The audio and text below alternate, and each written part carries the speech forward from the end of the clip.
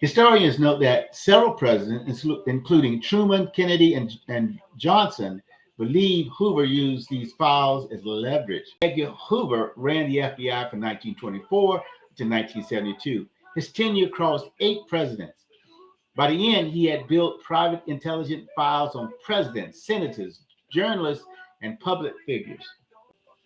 Historians note that several presidents, including Truman, Kennedy, and Johnson, believe Hoover used these files as leverage.